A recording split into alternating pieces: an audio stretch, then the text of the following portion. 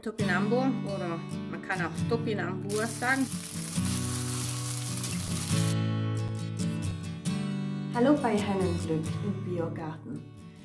Gestern habe ich so eine Viertelstunde lang im Garten rumgebuddelt. Ich habe 6 oder 7 Kilo Topinambur geerntet, und zwar solche Burschen. Und was ich mit denen mache, zeige ich euch jetzt. Ich habe den Topinambur schon gewaschen und werde ihn jetzt putzen. Hier diese Enden, die müssen natürlich weg. Und auch manchmal ist zwischen den einzelnen Ausstülpungen von den Bulben noch ein bisschen Sand oder Erde drin. Das werde ich jetzt alles mal wegschnippeln. Was Topinambur für ein Gemüse ist, wie er wächst, was für Inhaltsstoffe er hat und was man noch damit so machen kann, könnt ihr euch in meinem Video anschauen, das ich euch oben verlinke. Ich kann da ruhig ein bisschen großzügig sein, denn alles, was wir nicht mögen, bekommen unsere Hühner.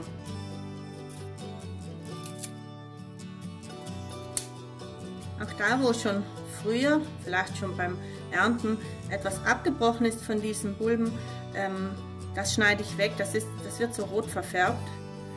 Aber die Schale lasse ich dran, die kann man höchstens so ein bisschen abschaben, aber ich lasse sie dran. Wenn man für eine 6-köpfige Familie kocht, muss man auch ein bisschen pragmatisch sein, sonst wären wir nicht mehr fertig. Was wir brauchen, sind feine Streifen oder Raspel. Ich mache die auf der Rohkostreibe. Ihr könnt natürlich auch ein Messer, ein Reibeisen oder eine Küchenmaschine dafür einsetzen. Jetzt die Zwiebel. Ich schäle sie und schneide sie in kleine Würfel. Die trockenen Zwiebelschalen hebe ich übrigens auf. Ich fange immer so um Weihnachten an, Zwiebelschalen zu sammeln, damit ich zu Ostern genug da habe, um damit die Ostereier zu färben. Hier wird schon das Mehl heiß und jetzt kommt unsere Zwiebel da rein.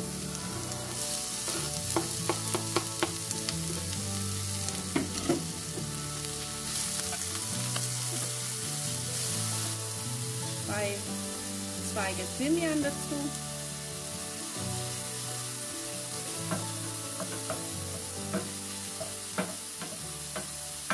So, und jetzt kommen unsere Topinambur-Raspel dazu. Wir werden sie kräftig anbraten. Dadurch entfaltet sich das typische Aroma, das ich so gern mag.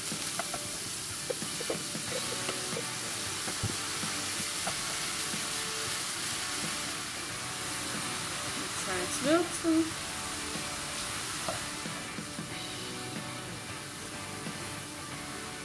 In der Zwischenzeit bereiten wir den Teig zu.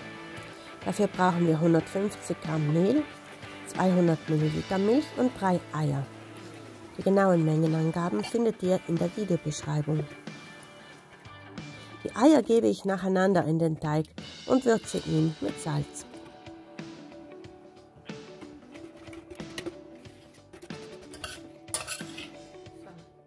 Der Topinambur ist noch heiß, etwas abgekühlt, aber noch ziemlich warm. Egal, er kommt jetzt in unseren Teig rein.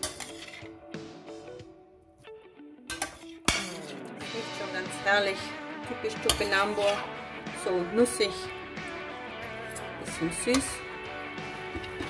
bisschen fruchtig, bisschen nach Artischocke. Topinambur heißt ja auch Artischocke, weil er diesen typischen artischockenartigen Geschmack hat. Wobei ich sagen muss, wir haben 2 Sorten. Wir haben diese gelben Topinambur, die ich heute verwendet habe, aber auch solche mit roter Schale, und die mit der roten Schale, die sind trockener, nicht so saftig und haben ein sehr viel ausgeprägteres Artischockenaroma als diese hier. Also auch da gibt es Unterschiede. So, jetzt fehlt noch die Petersilie, die mir noch keiner aus dem Garten gebracht hat. Und dann kann es losgehen mit den Puffern. So, und hier ist sie, also die Petersilie aus dem Garten. Und die werde ich jetzt gleich mal klein hacken. Das ist übrigens die Petersilie vom letzten Jahr. Die Petersilie ist ja 2-jährig und die kommt so langsam wieder.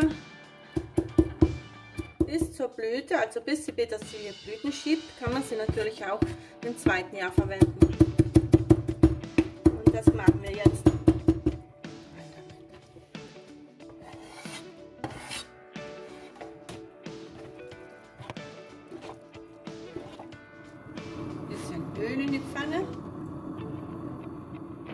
Wenn das heiß ist, geht's los. Jetzt muss der Teig bei mittlerer Hitze von beiden Seiten goldbraun gebraten werden. So werden unsere Topinambur-Puffer schön knusprig. Bisschen flach drücken, damit auch die Oberfläche schön gleichmäßig ist. Die Puffer lassen sich natürlich auch mit anderem Gemüse machen, je nach Saison und Verfügbarkeit. Welche Variationen würdet ihr kreieren? Schreibt mir mal in die Kommentare. Und bevor sich hier gleich alle auf die fertigen Puffer stürzen, verabschiede ich mich von euch. Danke fürs Zuschauen und viel Spaß beim Nachkochen. Wenn es euch gefallen hat, lasst gerne Like und Kommentare da, teilt das Video und abonniert den Kanal. Bis bald!